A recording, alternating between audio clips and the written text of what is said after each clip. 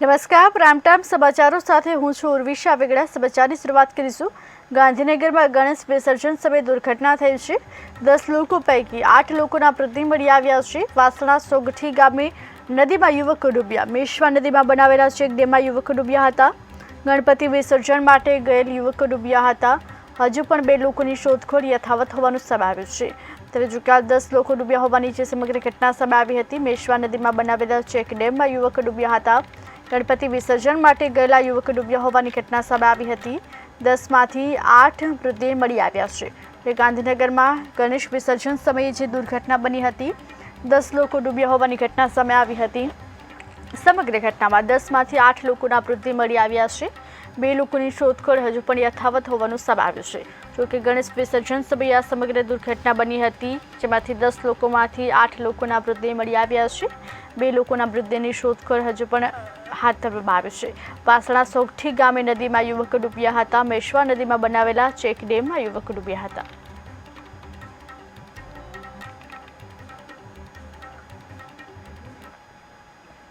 સમાચારમાં આગળ વાત કરીશું। પાટણની સરસ્વતી નદીમાં ડૂબવાનો મામલો સામે આવ્યો। નદીમાં ગણેશ વિસર્જન દરમિયાન 7 લોકો ડૂબ્યા। 7 લોકોના ડૂબવાનો વિડીયો પણ સામે આવ્યો છે। એક જ પરિવારના 4 સભ્યો સહિત 7 લોકો ડૂબ્યા। 4 કલાકની શોધખોળ બાદ મૃતદેહો મળી આવ્યા છે। પાટણ શહેરમાં બીજા દિવસે પણ શોકનો માહોલ જોવા મળ્યો છે।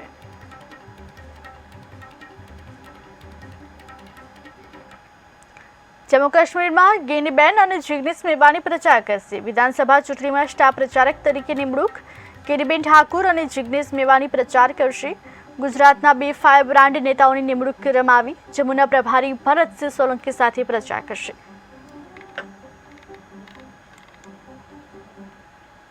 સુરતમાં દીપડાએ મહિલાનો શિકાર કર્યો છે। માંગરોળના ડેગડિયા ગામની ઘટના સામે આવી છે। કુદરતી હાજતે મહિલા ગઈ હતી।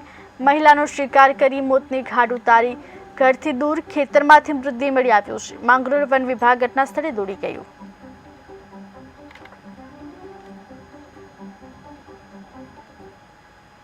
વડોદરા પૂરથી નુકસાનીનો તાગ મેળવવા મુલાકાત। કેન્દ્ર સરકારની ટીમે વડોદરાની મુલાકાત લીધી છે।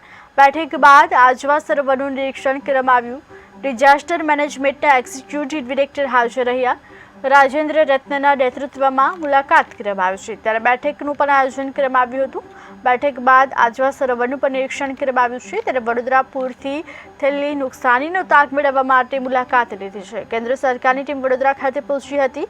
બેઠકનું પણ આયોજન કર્યું હતું। બેઠક બાદ કેન્દ્ર સરકારની ટીમે આજવા સરોવરનું પણ નિરીક્ષણ કર્યું છે। ડિઝાસ્ટર મેનેજમેન્ટના એક્ઝિક્યુટિવ ડિરેક્ટર હાજર રહ્યા હતા।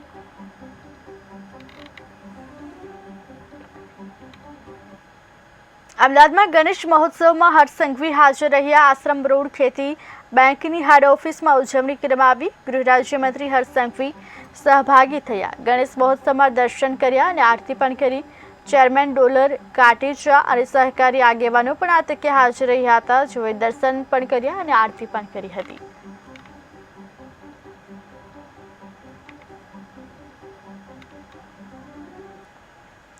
ભાદરવી પૂનમના મહામેળાનો આજે બીજો દિવસ છે। અંબાજી જતા માર્ગો પર જય અંબે બોલ મારી અંબેના નાદથી ગુંજી ઉઠ્યા છે। દાંતાથી અંબાજી માર્ગો પર ભક્તોનું ઘોડાપૂર જોવા મળી રહ્યો છે। માના રથ સાથે નાચતા ગાજતા લોકો અંબાજી જઈ રહ્યા છે, જેને લઈ અંબાજી જતા માર્ગો પર ભક્તિનો માહોલ જોવા મળી રહ્યો છે। દૂર દૂરથી ભક્તો પગપાળા આવી રહ્યા છે। ત્રિશુલિયા ઘાટ પર જય અંબે બોલ મારી અંબેના નાદ સાથે ભક્તો કઠિન માર્ગ પાર કરી રહ્યા છે। ભાદરવી પૂનમ મહામેળાના આજે બીજા દિવસે લાખો ભક્તો પગપાળા અંબાજી માના દર્શન માટે જઈ રહ્યા છે। અમદાવાદ, સાણંદ, મહેસાણા સહિત દૂર દૂરથી ભક્તો પોતાની માનતા બાધા પૂરી કરવા અંબાજી જઈ રહ્યા છે।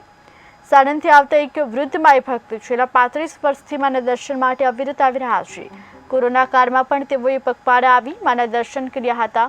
તેમનું કહેવું છે કે માની કૃપા છે કે છેલ્લા 35 વર્ષથી સતત હું માના દર્શન માટે આવી રહ્યો છે। ત્યારે ભાદરવી પૂનમના મહામેળાનો બીજો દિવસ છે। બીજા દિવસે પણ મોટી સંખ્યામાં શ્રદ્ધાળુઓ ઉમટી પડ્યા છે। જય અંબે બોલ મારી અંબેના નાદથી માર્ગો ગુંજી ઉઠ્યા છે। મેળાના બીજા દિવસે લાખો ભક્તોએ દર્શન કર્યા છે। અમે ડબલાથી ચાલતા આવીએ છીએ અને મા દશા અંબે માની ખૂબ જ કૃપા છે, જેથી અમને કંઈ પણ થાક કે એવું લાગતું નથી। હા, અમને બધી સેવાઓ સરસ મળી રહે છે. કોઈ જાતની તકલીફ ક્યાંય નથી પડતી. રથ સાથે આવીએ છીએ. ના, શ્રદ્ધા ભક્તિથી મસ્ત નાચતા ગાતા અંબાજી આવી જાય. અને 35 વર્ષથી હું ચાલતો આવું છું અને એવો અનુભવ નથી કે 35 વર્ષ થયા કે એના ઉપર થયા હશે, પણ માતાજીની કૃપાથી મારે કોઈ નિયમની બાધા નહીં, કોઈ આટલા વર્ષોથી ચાલતો આવું છું કે મારું મનોકામના આવી પૂરી કરજે, પણ કોઈ એવું મેં નિમિત્ત રાખ્યું નથી. પછી ઘણા વર્ષોથી ચાલતો આવું છું. માતાજીની કૃપાથી હું રસ્તામાં કોઈ ચા પાણી લેતો નથી, ખાલી ચા શરબત પીવું છું. પોતાના ટીપીને જમું, પૈસાથી જ જમું છું, પૈસાથી જ જમું છું. પછી મને માતાજી એમ થઈ ગયું કે કોરોનામાં 2 વર્ષ આવ્યા પછી મને એમ થઈ ગયું કે માતાજીને દર્શન નહીં થાય. પછી બાબલાએ ટીવીમાં જોયું કે બાપુજી જવા દેશે ખરા, પણ મંદિર કે ગબર ઉપર નહીં, કે મીકી જવા દે જ મહત્વનું છે મારું. તાપીમાં ઇન્સ્ટાગ્રામ સ્ટેટસને લઈને બબાલ થઈ હોવાની ઘટના સામે આવી છે.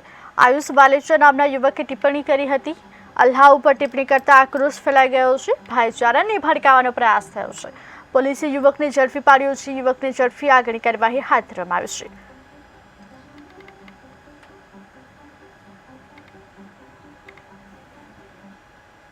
ગુટખા ખાવાના બંધારીઓ સાવધાન થઈ જજો. સુરતમાંથી નકલી ગુટખાનું ગોડાઉન ઝડપાયું છે. સુરતમાંથી ડુપ્લિકેટ પ્રોડક્ટનું વેપલું ઝડપાયું. સુરત શહેર પીસીબીને મોટી સફળતા મળી છે. પ્રિન્સ એસ્ટેટના ક્રિયા લોજિસ્ટિકમાંથી ગોડાઉન ઝડપાયું છે. સરોલી વિસ્તારમાંથી મસમોટું ગોડાઉન ઝડપાયું છે. ડુપ્લિકેટ ગુટખા અને ડુપ્લિકેટ તંબાકુનો જથ્થો પણ જપ્ત કરવામાં આવ્યો છે. 4 કરોડનો મુદ્દામાલ જપ્ત કરી આગળની કાર્યવાહી હાથ ધરવામાં આવી છે. ઉત્તર પ્રદેશ અને મહારાષ્ટ્રમાંથી માલ લવાતો હોવાની માહિતી સામે આવી છે. પોલીસની તપાસમાં 5 આરોપીઓના નામ સામે આવ્યા, જેમાંથી 3 આરોપીની ધરપકડ કરવામાં આવી છે. 2 આરોપીઓને વોન્ટેડ જાહેર કરાયા છે. ગઈકાલે પીસીબી અને એસઓજીની ટીમને એક માહિતી મળેલી કે સુરતના સણિયા અમદ ગામ છે અને રોડ ઉપર જે ક્રિયા શક્તિ લોજિસ્ટિક નામનું ગોડાઉન આવેલું છે, ત્યાં દિલ્હીથી અમુક ટ્રકો આવવાના છે, જેની અંદર પ્રતિબંધિત ગુટખા તથા ડુપ્લિકેટ પાન મસાલા રાખવામાં આવેલ છે. તો એ ટ્રક જ્યારે આવ્યા અને અનલોડિંગની પ્રક્રિયા ચાલુ હતી, તે દરમિયાનમાં પીસીબી અને એસઓજીની ટીમ પહોંચી અને આજે એની અંદર તપાસ કરતાં ટોટલ 4 કરોડ 99 લાખના ગુટખા અને ડુપ્લિકેટ પાન મસાલા સાથે 5 ટ્રક અને 3 વ્યક્તિઓ, એમ ટોટલ 6 કરોડ 20 લાખનો મુદ્દામાલ, 3 આરોપીઓ અને 5 ટ્રક, આ બધો મુદ્દામાલ જપ્ત કરેલ છે. સર, આ જે મુદ્દામાલ છે ક્યાંથી આવ્યો હતો, ક્યાં સપ્લાય થવાનો હતો, કઈ રીતે આ આખું નેક્સસ ચાલ્યું? અત્યારે જે પ્રારંભિક અમારી પાસે માહિતી છે એ મુજબ દિલ્હીથી આ જે પ્રતિબંધિત જથ્થો જે છે આવેલો હતો અને પ્રારંભિક જે પૂછપરછ કરી એમાં દિલ્હીથી આ લોકો ગુજરાત અને મહારાષ્ટ્રમાં સપ્લાય કરતા હતા અને ગુજરાતમાં આ સુરતથી પછી ક્યાં ક્યાં સપ્લાય થતો હતો એની હજી પૂછપરછ ચાલુ છે.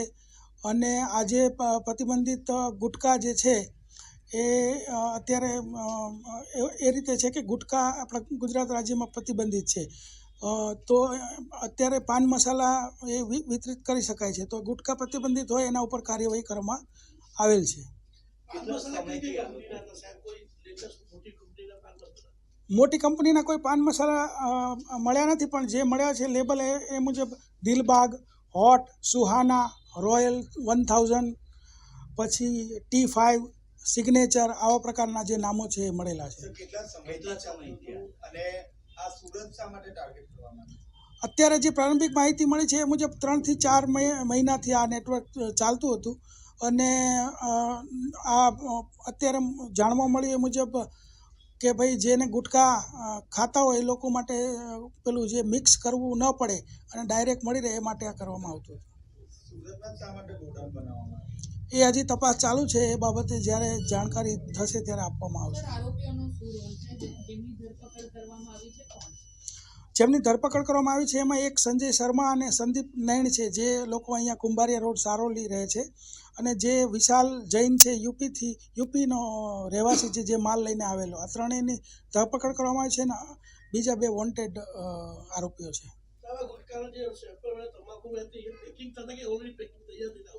ના, તૈયાર થઈને અહીંયા આવ્યું હતું ને એની આપણે મુદ્દામાલ જપ્ત કરેલો છે. પ્રેસ નોટમાં ઉલ્લેખ કરાયો છે ડુપ્લિકેટ અને કેમિકલ યુક્ત? હા, એટલે ડુપ્લિકેટ અને કેમિકલયુક્ત એ ઉલ્લેખ કરાયો છે ને એને FSLમાં તમામ જે આપણે મુદ્દામાલ જપ્ત કર્યો એના જે નમૂનાઓ છે એ મોકલવામાં આવેલા છે. ત્યારબાદ FSLનો જે રિપોર્ટ આવશે એ મુજબ આપણી કાર્યવાહી આગળ થશે. ગઈકાલે પીસીબી અને એસઓજીની ટીમને એક માહિતી મળેલી. સમાચારમાં આગળ વાત કરીશું. જો કે હાલ સુરતમાં પિતા પુત્રીના સંબંધોની લાંછન લાગ્યું છે. સાવકા પિતા દ્વારા દુષ્કર્મ આચરવામાં આવ્યું. પારસી વૃદ્ધિ પણ હવસનો શિકાર બનાવી સતત 1.5 વર્ષથી શોષણ કરવામાં આવતું હતું. યૌન શોષણથી 12 વર્ષની બાળકી ગર્ભવતી બની છે. બાળકીની 6.5 મહિનાનો ગર્ભ રહી ગયો. સોનોગ્રાફીમાં બાળકીની ગર્ભ હોવાનું સમાવ્યું. સાવકા પિતાને વૃદ્ધિની ધરપકડ કરવામાં આવી છે. આરોપીઓને ઝડપી આગળની કાર્યવાહી હાથ ધરાઈ છે. સુરતની સ્મીમેર હોસ્પિટલમાં મહિલા ડોક્ટરનું મોત થયું. મહિલા ડોક્ટરનું ડેન્ગ્યુના કારણે મૃત્યુ થયો છે. ડોક્ટર ધારા ચાવડાનું મોત થતાં અનેક સવાલો ઊભા થયા છે. મૃતક જ્યાં રહેતા હતા ત્યાં ગંદકીની ભરમાર જોવા મળી છે. હોસ્પિટલના પરિસરમાં મચ્છરોનો ઉપદ્રવ સામે આવ્યો છે.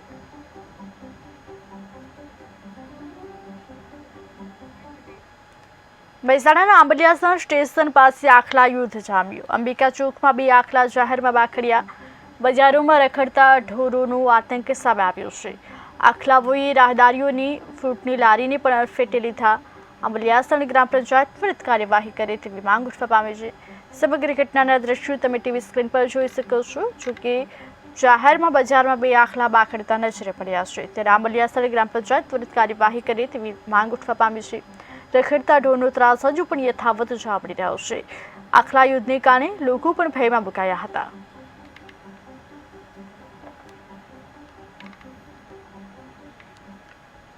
રાજકોટ મનપાની ઘોર બેદરકારી સામે આવી છે. તંત્રની બેદરકારીથી યુવકને મોત મળ્યું છે. ગટરના તૂટેલા ઢાંકણાથી 2 વ્હીલર સ્લીપ ખાઈ ગયું.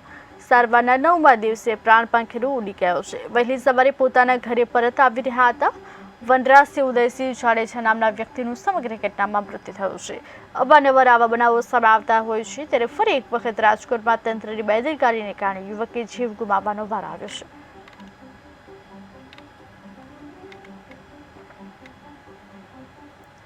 વડોદરા શહેરના 25 લાખ લોકોને પૂરના પાણીમાં ડૂબાડ્યા બાદ વડોદરા કોર્પોરેશનના દિશાવિહીન વહીવટની ઘટનાઓ એક પછી એક બહાર આવી રહી છે. વડોદરા શહેરમાં પૂર આવ્યું એ જગ જાહેર વાત છે. પરંતુ આ પૂર બાદની પરિસ્થિતિમાં વડોદરાના તળાવો ખાલી રહી ગયા છે. એટલે કે જળ સંચયની મોટી વાતો કરતી સરકાર અને સંગઠનના વડોદરાના સત્તાધીશો નિષ્ફળ સાબિત થયા છે. વડોદરાનું સમાર તળાવ, ગોત્રી, હરણી, વાસણા અને સિદ્ધનાથ તળાવ ખાલી રહી ગયા છે. મતલબ કે પાણી રોડ પર ને સોસાયટીઓમાં આવ્યા પરંતુ તળાવમાં પાણી ન ભરાયા અને પાણી નદીમાં વહી ગયું. 12 ઇંચ વરસાદમાં શહેરના અનેક વિસ્તારમાં વિશ્વામિત્રી નદીના પાણી પૂર સ્વરૂપે આવ્યા. શહેરને પરેશાન કરી નાખ્યું છે કે પૂર આવ્યા છતાં તળાવો ખાલી રહી ગયા છે. તેનો મતલબ એ કે કોર્પોરેશન તળાવમાં પાણી સંગ્રહ થાય તેવી કોઈ જ વ્યવસ્થા કરી નથી. તળાવમાં આવતા પાણીના સોર્સ બંધ થઈ ગયા છે. શરૂ કરવાની દરકાર લીધી નથી, જેના કારણે પાણી તળાવમાં જવાના બદલે લોકોના ઘરમાં આવી ગયા. પૂરની પરિસ્થિતિ સર્જાય. જો કે આ બાબતે સ્ટેન્ડિંગ કમિટીના ચેરમેન કંઈક આવા તર્ક રજૂ કરી રહ્યા છે. માધ્યમથી લોકોને કહેવું છું કે એમના પ્લાનિંગ અને ઉદ્ઘાટન બહુ થાય છે. પ્લાનિંગ એવા હોવા જોઈએ કે તળાવમાંથી પાણી જતું કઈ રીતે રહે. જ્યારે આપણા શહેરની અંદર ખરેખર પાણીની તંગી હોય તે વખતે એ રીતે પ્લાનિંગ થવું જોઈએ કે પાણી ભરાઈ ગયા પછી પાણી જતું ના રહે, એની પ્લાનિંગ હોવી જોઈએ. રોટિંગ વોલ જે બનાવી રહ્યા છે એ શાના માટે બનાવ્યું? કારણ કે તમે લોકોએ જ્યારથી તમે બેઠા છો ત્યારથી હેન્ડપંપો લગાડ કર્યા શહેરની અંદર અને પાણી નીચે ઉતરી ગયું. પરકોટિંગ વોલમાંથી પાણી જમા કરીને અંદર ઉતારવાની વાત છે, પણ કેટલા ચાલે છે એ બી તો જોવું પડે. આ તળાવનું બી એવું જ છે. તળાવ એટલા સરસ તળાવ હતા. આપ જુઓ કે આજવા તળાવની અંદર માટીની દિવાલ છે અને આ લોકોએ જ બાજુ સિમેન્ટ કોન્ક્રીટની દિવાલો કરી છે. પ્રી મોન્સૂન કામગીરી દરમિયાન વડોદરા શહેરના તળાવ ડી-વોટરિંગ કરવાની કામગીરી કરવામાં આવી હતી. ત્યારબાદ જે એના ઇનલેટ અને આઉટલેટ પાઇપ છે એની પણ સાફ સફાઈ કરવામાં આવી હતી, જેથી કરીને ચોમાસા દરમિયાન જે પાણી તળાવમાં આવે અને એનું વહેણ ચાલુ રહે અને વહેલી તકે ખાલી થાય, જેથી નેક્સ્ટ વરસાદમાં પાછું ફરી એ બફર કેપેસિટી ઊભી કરી શકાય. વડોદરામાં 27-28માં જે પૂર આવ્યું એની ખૂબ ચર્ચા છે અને વિશ્વામિત્રી નદીમાં થયેલા એન્ક્રોચમેન્ટની ચર્ચા થાય છે, એની આજુબાજુ આવેલા. પણ એ સિવાય 26મી તારીખે નદીના પટથી દૂર વિસ્તારોમાં 26મીએ પૂર આવી ગયા અને 16 કલાક લોકોના ઘરમાં 1 ફૂટ 2 ફૂટ 3 ફૂટ પાણી રહ્યા. મારા ઘરમાં પણ 1 ફૂટ પાણી 16 કલાક રહેલું છે એ પરિસ્થિતિ. અને મારા ઘરેથી 1.5 કિલોમીટર દૂર વાસણાનું તળાવ છે. એટલે હું નેક્સ્ટ ડે જોવા ગયો કે લાવ સરસ જોઈએ તો ખરું તળાવ ભરાઈ ગયું હશે. મારી પાસે એનો વિડીયો છે, આખું તળાવ ખાલી હતું. એનો અર્થ એવો થયો કે એના જે આઉટલેટ છે બ્યુટિફિકેશનના નામે બંધ કરી દેવામાં આવ્યા છે. એનું જે લેવલ છે, મારું ટેકનિકલ માણસ નથી પણ એનું જે નહીં જળવું હોય તો જ એ તળાવમાં પાણી નહીં ગયું હોય.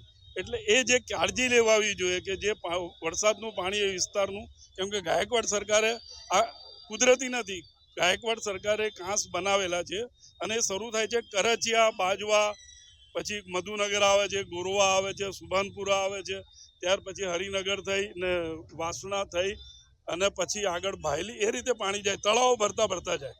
જ્યાં તળાવ ભરાય એટલે એની કનેક્ટિવિટી આગળના તળાવમાં જાય અને એ રીતે તળાવો ભરાય. એટલે આ જે કનેક્ટિવિટીને કઈ જગ્યાએ બ્રેક કરી દેવામાં આવી છે, યા તો કાંસો પૂરાઈ ગયા છે, એટલે એ કાંસ જે પાણી લઈ જતા હોય તળાવમાં એ બંધ થઈ ગયા છે. એના કારણે આ બધા મારી દ્રષ્ટિએ. ભરૂચના જબસરમાં પ્રાથમિક શાળામાં સાપ દેખાયો. અનિચ્છનીય ઘટના પહેલા જ સમય સૂચકતા વાપરી કોબરા સાપ દેખાતા રેસ્ક્યુ કરવામાં આવ્યું. સાપને પકડી સુરક્ષિત વાતાવરણમાં છોડવામાં આવ્યો છે.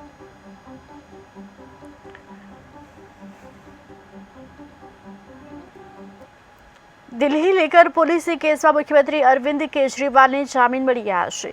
જોકે કોર્ટે સીબીઆઈની ધરપકડને નિયમ મુજબ ગણાવી હતી. તે 177 દિવસ બાદ જેલમાંથી બહાર આવશે. સીબીઆઈએ 26 જૂને કેજરીવાલની ધરપકડ કરી હતી. દિલ્હીના મુખ્યમંત્રીએ આ ધરપકડને ગેરકાયદેસર ગણાવી જામીન અરજી દાખલ કરી હતી. 5 સપ્ટેમ્બરે છેલ્લી સુનાવણીમાં કોર્ટે નિર્ણય સુરક્ષિત રાખ્યો હતો. 2 તપાસ એજન્સીઓ કેજરીવાલ સામે કેસ નોંધ્યો છે. દિલ્હીના સીએમને ઈડી કેસમાં 12 જુલાઈએ સુપ્રીમ કોર્ટમાંથી જામીન મળી ગયા છે.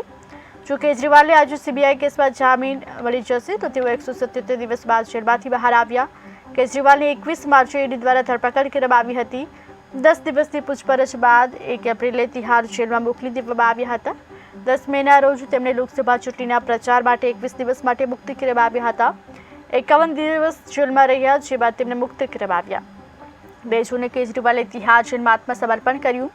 કેજરીવાલ આજે એટલે કે 13મી સપ્ટેમ્બરે મુક્ત થયા છે. તેઓ કુલ 177 દિવસ જેલમાં હતા, જેમાંથી તે 21 દિવસ માટે વચગાળાના જામીન પર રહ્યા હતા. એટલે કે કેજરીવાલે અત્યાર સુધીમાં કુલ 156 દિવસ જેલમાં વિતાવ્યા છે. दिल्ली वालों की और देशवासियों की ओर से कहना चाहूँगा, welcome back Arvind Kejriwal, we all missed you. एक लंबे संघर्ष के बाद आज दिल्ली के मुख्यमंत्री, दिल्ली के बेटे अरविंद केजरीवाल जी लौट रहे हैं. मैं दिल की गहराइयों से honourable supreme court of India का शुक्रिया अदा करता हूं, क्योंकि इस देश के न्याय के सबसे बड़े मंदिर ने आज अरविंद केजरीवाल जी को जेल की सलाखों से आज़ाद करने का फैसला सुना दिया है. अरविंद केजरीवाल सिर्फ एक नाम नहीं है, बल्कि एक ब्रांड है, एक सच्ची ईमानदार राजनीति का. और इस राजनीति और इस ब्रांड की मुझे लगता है बढ़ती लोकप्रियता के कारण ही अरविंद केजरीवाल जी को 6 महीने के लिए जेल की सलाखों के पीछे जाना पड़ा. लेकिन आज जब 6 महीने बाद अरविंद केजरीवाल जी फिर लौट रहे हैं, तो दिल्ली की हर माँ ऐसे खुशी मना रही है जैसे उसका अपना बेटा कई महीनों बाद घर लौट रहा हो. दिल्ली की हर बहन ऐसे खुशी मना रही है जैसे कई महीनों बाद उसका अपना भाई घर लौट रहा हो. और आम आदमी पार्टी मुझे लगता है कि आने वाले समय में और मजबूत होगी. इस संघर्ष से आम आदमी पार्टी को और ताकत मिलेगी. और पार्टी का एक कार्यकर्ता होने के नाते दिल्ली का एक दिल्ली और पंजाब और पूरे देश भर का एक नागरिक होने के नाते मैं तहे दिल से स्वागत करता हूं इस फैसले का. और बस एक ही चीज़ कहना चाहता हूं इस भावुक लम्हे में कि वेलकम बैक अरविंद केजरीवाल. ये एक बार फिर से साबित हो गया है कि अरविंद केजरीवाल जी जैसा सच्चा ईमानदार देशभक्त कट्टर ईमानदार नेता इस देश में नहीं है. जिनको गिरफ्तार करने के लिए भारतीय जनता पार्टी ने हजारों तरह की कुचक्र रचे, हजारों तरह की साजिशें रची। एक कट्टर ईमानदार आदमी को, काम करने वाले आदमी को, जनता के दर्द के, जनता की जिंदगी को संवारने के लिए जो काम कर रहा था, उनको उठा के जेल में डाला। इससे बड़ा पाप लोकतंत्र के इतिहास में नहीं हुआ। आज ऑनरेबल सुप्रीम कोर्ट को हम नमन करते हैं, उनको सलाम करते हैं, उनका धन्यवाद करते हैं। हम इस देश के संविधान का धन्यवाद करते हैं, बाबा साहब का धन्यवाद करते हैं, जिनके बदौलत आज सच्चाई की जीत हुई है। આજે બહુ ખુશીની વાત છે કે આમ આદમી પાર્ટીના રાષ્ટ્રીય આદર્શ દિલ્હીના મુખ્યમંત્રી શ્રી અરવિંદ કેજરીવાલજીને માનનીય સુપ્રીમ કોર્ટે સીબીઆઈ વાળા કેસની અંદરથી જામીન આપ્યા છે। આમ તો અરવિંદજીને છેલ્લા 156 દિવસથી જેલમાં રાખવાની કોશિશ ભાજપ દ્વારા કરવામાં આવી હતી, પણ આજે ન્યાયતંત્રએ ન્યાય કર્યો છે, સત્યની જીત થઈ છે। જેમણે આમ આદમી પાર્ટીને તોડી નાખવાની, અરવિંદ કેજરીવાલને ખતમ કરવાની કોશિશ કરી છે, એમની સામે આજે સત્યની બહુ મોટી જીત છે। દેશના સૌથી લોકપ્રિય નેતા તેમજ આ દેશના લોકનાયક એવા દિલ્હીના મુખ્યમંત્રી અરવિંદ કેજરીવાલજી ને સુપ્રીમ કોર્ટે જ્યારે જમાનત આપી છે ત્યારે સુપ્રીમ કોર્ટનો હું તહેદિલથી આભાર માનું છું। સાથે સાથે અરવિંદ કેજરીવાલજીને જામીન મળવાની ઘટનાને લઈને સમગ્ર દેશના લોકોમાં એક વાત પ્રસ્થાપિત થઈ ચૂકી છે કે અરવિંદ કેજરીવાલજી સાચા હતા અને ભાજપ એમને ખોટી રીતે ડરાવવાનો, ધમકાવવાનો અને એમને ખતમ કરવાનો પ્રયત્ન કરી રહી હતી। સાથે સાથે અરવિંદ કેજરીવાલજીએ જે લડત ભાજપ સામે લડી એ વાત ઉપરથી સમગ્ર દેશના લોકોમાં એક વિશ્વાસ પણ પેદા થયો છે કે કદાચ ભાજપ ગમે તેટલી તાકાતો લગાડે છતાં પણ અરવિંદ કેજરીવાલજી અને એમની આમ આદમી પાર્ટી ક્યારેય ડરવાની નથી, ક્યારેય ઝૂકવાની નથી, ક્યારેય પીછેહટ કરવાની નથી અને જનતા માટે સતત લડતા રહી અને એમના અધિકારો અપાવવા માટે પ્રયત્ન કરતી રહેવાની છે।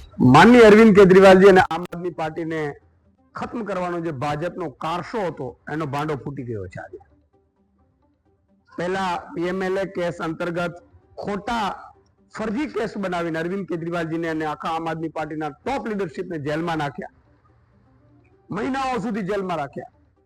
ત્યારબાદ પાર્ટીને તોડવાની કોશિશ કરી ભાજપ અને એના નેતાઓએ, सांसदों तोड़वानी कोशिश करी, धारासभ्यों तोड़वानी कोशिश करी, मंत्रियों ने तोड़वानी कोशिश करी, पार्टी एक एक केडर ने तोड़वानी कोशिश करी, पण सत्यनो आखरे विजय थाय छे।